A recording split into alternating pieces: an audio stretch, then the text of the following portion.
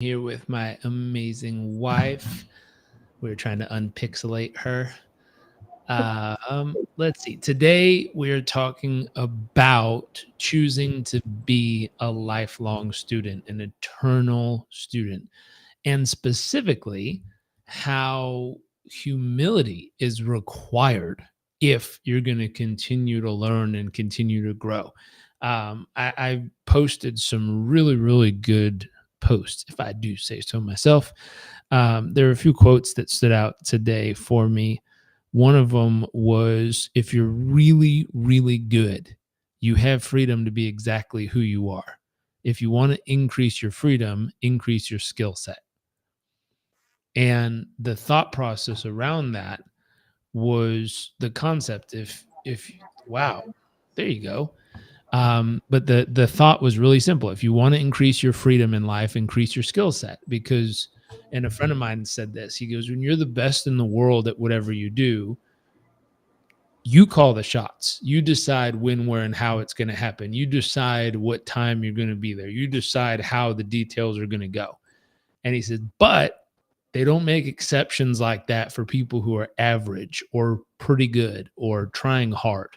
They make exceptions like that for people who are considered the best on earth at what they do. And so the requirements to become the best on earth that I've noticed are people who are constantly learning, constantly striving to be better.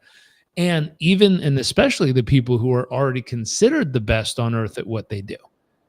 They're already considered the best. Like they're the GOAT. They're the Yep. greatest of all time at whatever they do. And they're hungry to learn more.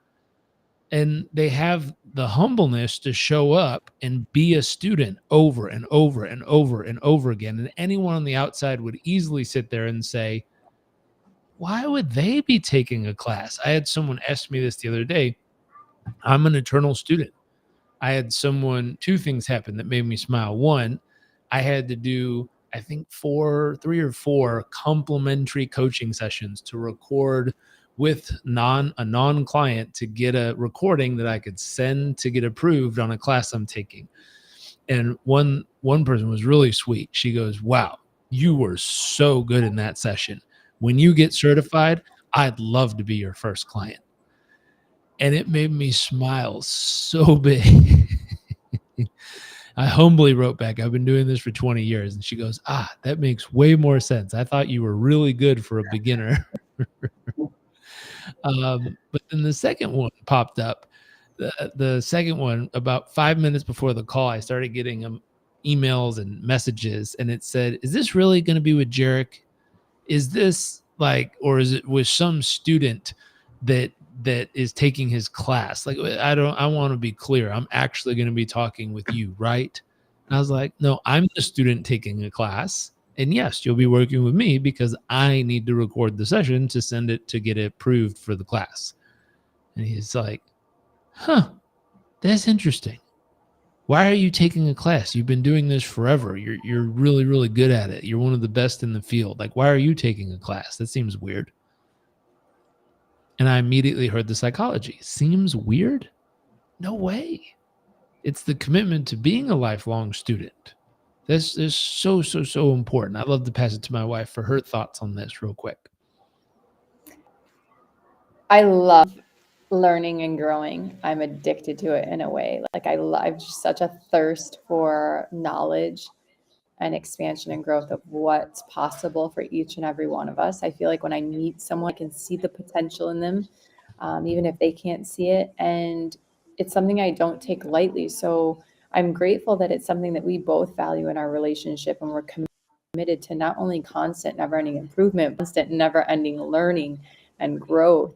Um, so yeah, I've never found it funny that someone would continue to take a class, or I find myself most inspired by like the 80-year-old woman who went back to school to finish her degree, and she's sitting there Yeah. amongst like 18 to young 20-year-olds, right?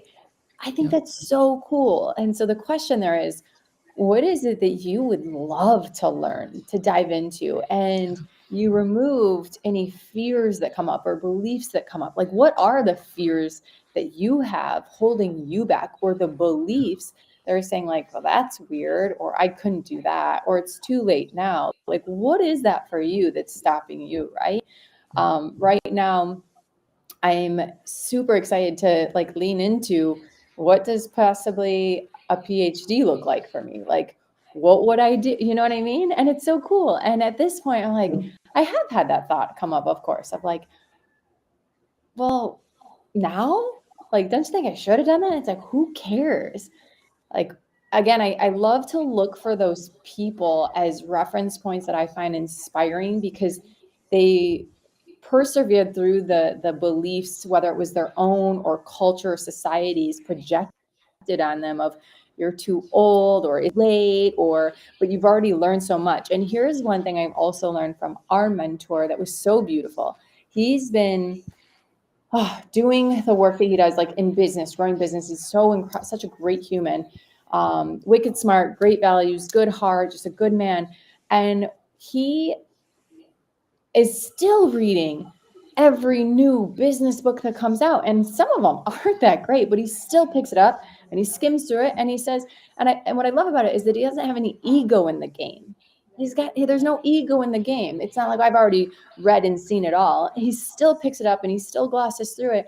And then either he's like, oh, thanks for the reminder of what I've known and practiced my whole career, and or oh, that's a new way to think about it. And one thing I actually love, if you want to speak to it, if it's relevant, is I remember one of your first coaching clients was like much older than you, right? You want to talk about that and how cool that was? Because again, do you know what I'm talking about? Yeah. I'll throw something out there just as a thought though to set the frame right for people.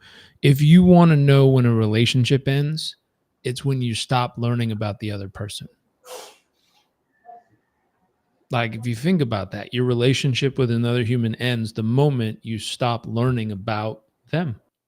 The moment your brain says, I know that about them. I know everything about them. I know what they do. I know who they are. I know what they think. I know what they're going to do before they do it. Like the moment you stop learning about that other person, and in a few months, we're going to be married for 10 years. We've been together for over 12. And I learn new things about you every single day. I'm wildly curious about you as a human being, like new thoughts, new perceptions, new insights, new ways of looking at the same thing. Something that we would have, had the same perception on 5 years ago at this stage of our life is totally different. We share an opinion, and you're like, wow, that's not what we thought it was 5 years ago. Where'd that come Yeah. from? How did you come up with that idea? Where? And you're like, no, after becoming a mom, that's what I see now. Or after Mhm. this moment of my life, that's now what I see. It's different now. It's changed. And it's like, wow. And so not only did we have the chance to learn about each other for this decade, but we have a chance to relearn about each other constantly. And so Mhm. what keeps a relationship alive is the hunger and curiosity to continually learn about the new version of this human that you're spending your life with. Yeah. What keeps a business alive is the curiosity about your clients. Mhm. Who are they? What are they going through? How do they feel? What challenges are going on in their life? What are they interested in? What are their opportunities opening up? How do you help them prepare for what's next for them? If you're not deeply, deeply curious about the people you're doing business with, someone else will be more curious and they will leave to go work with them. And it's like, wow, the relationship with your spouse, the relationship with your clients. What about your health? I mean, imagine what was considered healthy 25 years ago, 50 years ago. If you weren't willing to learn about new research, new insights, new materials on what's considered healthy and what's not, you'd still be doing stuff from a long time ago that we're now well aware is not a good idea.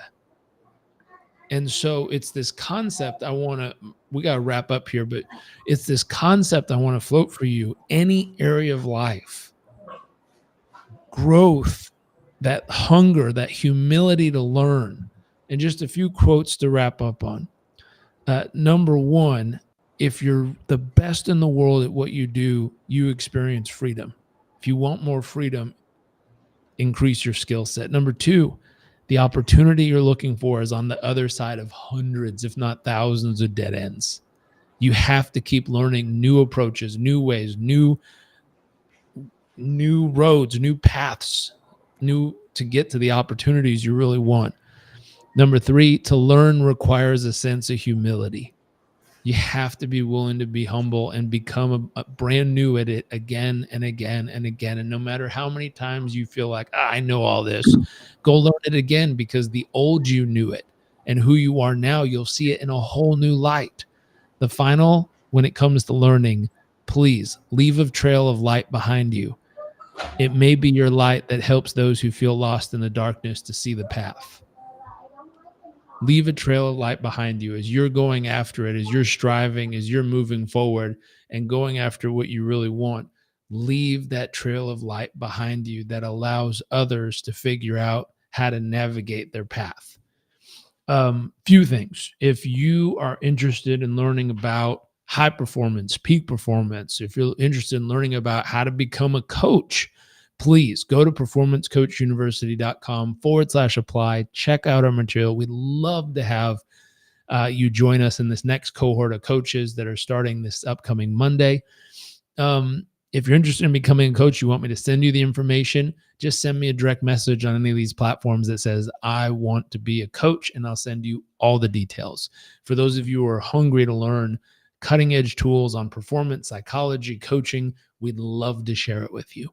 Okay. Have a great day, everyone.